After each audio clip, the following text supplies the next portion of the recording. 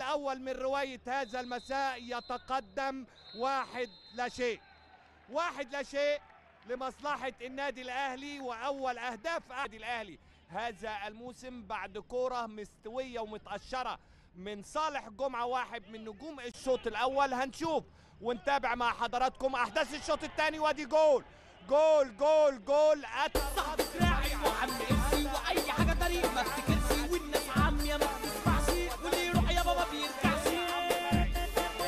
تعبت يا موضوع. شوف ايه وهيعمل ايه فريق انبي على طول. عمرو مرعي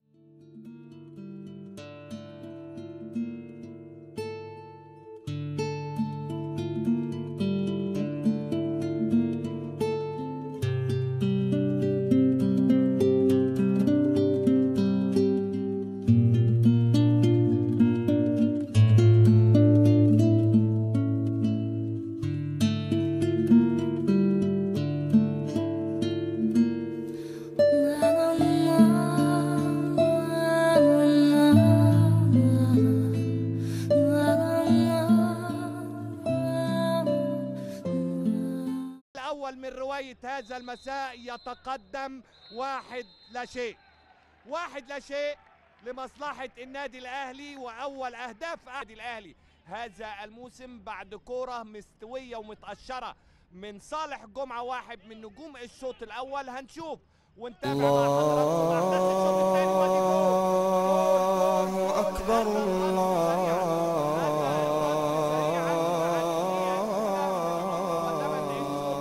أكبر الله.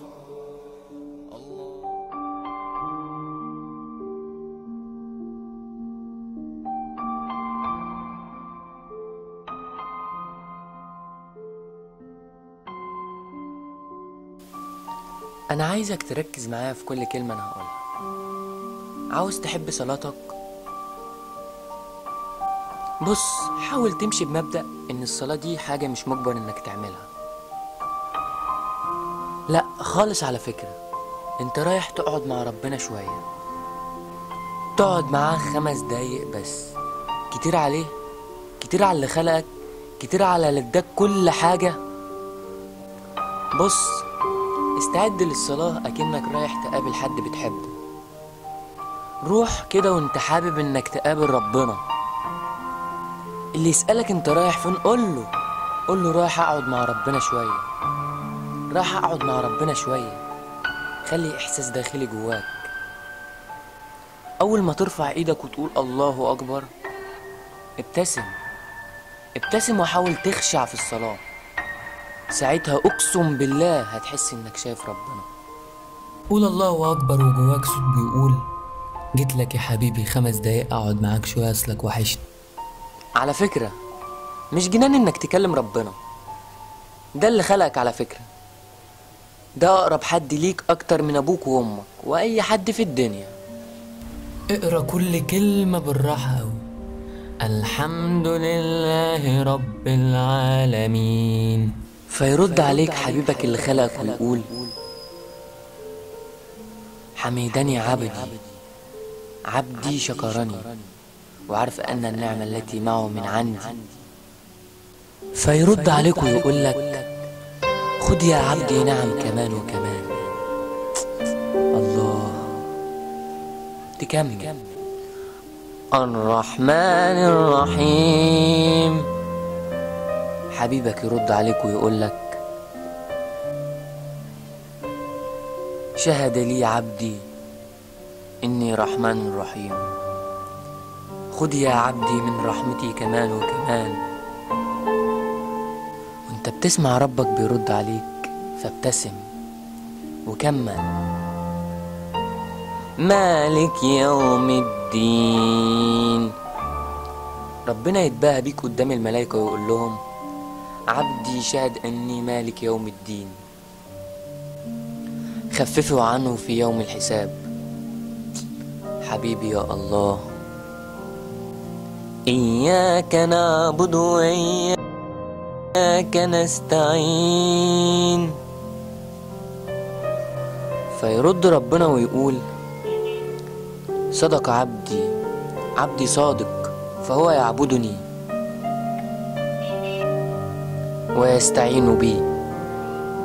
فيرد عليك ربنا سبحانه وتعالى ويقول لك خد يا عبدي حسنات كمان وكمان، أنا معاك يا عبدي. فتبتسم أكتر. تيجي لآخر جزء اهدنا الصراط المستقيم، فحبيبك يرد بس كده يا عبدي؟ عبدي طلب مني إني أوجهه إلى الطريق المستقيم، فيتقبل منك ويوجهك إلى الطريق المستقيم. حبيبي يا الله. تيجي بعد كده في مرحلة الاعتدال من الركوع وانت بتقول سمع الله لمن حمده. إحساس جميل جدا وانت بتقولها، يعني ربنا سامع كل اللي بيحمده. وقت السجود لو همست في بطن الأرض ربنا هيسمعك بصوت عالي جدا. هتقول لي ليه؟ هقول لك ليه. الرسول صلى الله عليه وسلم كان بيقول أقرب ما يكون العبد لربه وهو ساجد فأكثروا من الدعاء في السجود. يعني أقرب وقت بتكون قريب فيه من ربنا هو وقت السجود ده. قول اللي في قلبك كله، ربنا سمعك، ربنا معاك في الوقت ده. ادعي ربنا، قول اللي انت عايزه وانت ساجد. احكي مع ربنا اي حاجة عايز تحكيها، مش مهم يكون بأي لغة، لا احكي باللغة اللي انت عايزها. والله ربنا مش هيسيبك ابدا.